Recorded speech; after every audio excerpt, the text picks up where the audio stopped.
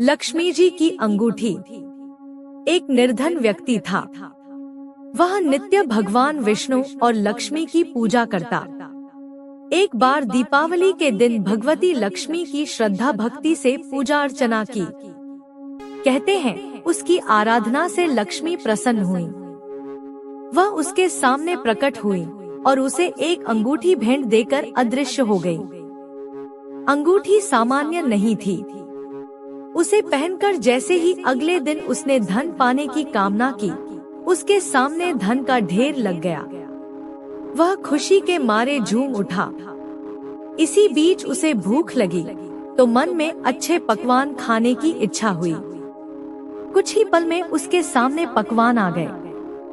अंगूठी का चमत्कार मालूम पड़ते ही उसने अपने लिए आलीशान बंगला, नौकर चाकर आदि तमाम सुविधाएं प्राप्त कर ली। वह भगवती लक्ष्मी की कृपा से प्राप्त उस अंगूठी के कारण सुख से रहने लगा। अब उसे किसी प्रकार का कोई दुख, कष्ट या चिंता नहीं थी। नगर में उसका बहुत नाम हो गया। एक दिन उस नगर में जोरदार तूफान के साथ बारिश होने लगी। कई निर्धन लोगों के मकानों के छप्पर उड़ गए। लोग इधर उधर भागने लगे। एक बुढ़िया उसके बंगले में आ गई। उसे देख वह व्यक्ति गरज कर बोला, ए बुढ़िया, कहाँ चली आ रही है बिना पूछे? बुढ़िया ने कहा, कुछ देर के लिए तुम्हारे यहाँ रहना चाहती हूँ। लेकिन उसने उसे बुरी तरह डांट डपट दिया। उस बुढ़िया ने कहा, मेरा कोई आसरा नहीं है, इतनी तेज बारिश में कहाँ जाऊंगी?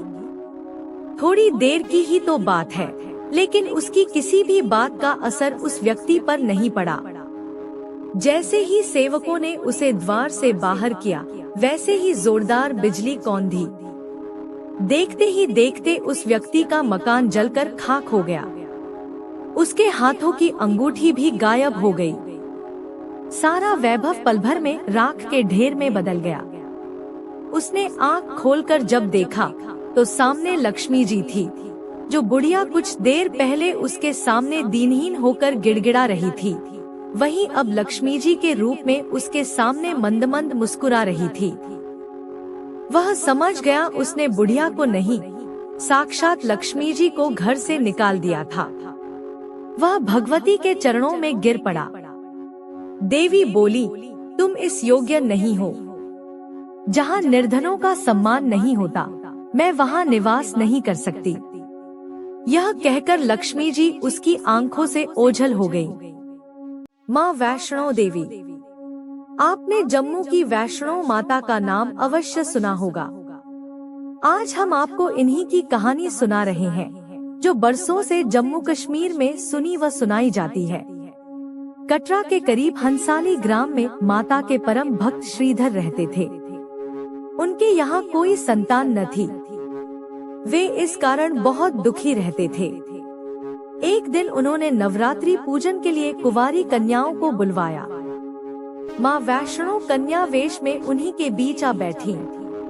अन्य कन्याएं तो चली गई, किंतु माँ वैष्णो नहीं गई। वह श्रीधर से बोली, सबको अपने घर भंडारे का निमंत्रण दे आओ।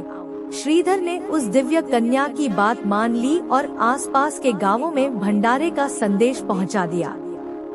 लौटते समय गोरखनाथ व भैरवनाथ जी को भी उनके चेलों सहित न्योता दे दिया। सभी अतिथि हैरान थे कि आखिर कौन सी कन्या है जो इतने सारे लोगों को भोजन करवाना चाहती है। श्रीधर की कुटिया में बहुत से लोग बैठ गए। दिव्य कन्या ने एक विचित्र पात्र से भोजन परोसना आरंभ किया।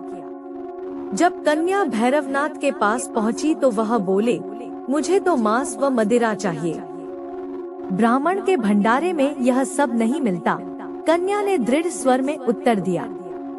भैरवनाथ ने जिद पकड़ ली, किंतु माता उसकी चाल भाप गई थी। वह पवन का रूप धारण कर त्रिकूट पर्वत की ओर उड़ चली। भैरव ने उनका पीछा किया। माता के साथ उनका वीर लंगूर भी था। एक गुफा में माँ शक्ति ने 9 माह तक तप किया। भैरव भी उनकी खोज में वहां आ पहुंचा। एक साधु ने उससे कहा, जिसे तू साधारण नारी समझता है, वह तो महाशक्ति है। भैरव ने साधु की बात अनसुनी कर दी। माता गुफा की दूसरी ओर से मार्ग बनाकर बाहर निकल गई। वह गुफा आज भी गर्भ जून के नाम से जानी जाती है। देवी ने भैरव को लौटने की चेतावनी भी दी, किंतु वह नहीं माना। मां गुफा के भीतर चली गई। द्वार पर वीर लंगूर था। उसने भैरव से युद्ध किया। जब वीर लंगूर निढाल होने लगा तो माता वैष्णो ने चंडी का रूप धारण किया और भैरव का वध कर दिया। भैरव का सिर भैरव घाटी में जा गिरा। तब मां ने उसे वरदान दिया कि जो भी मेरे दर्शनों के पश्चात भैरव के दर्शन करेगा, उसकी सभी मनोकामनाएं पूरी होंगी।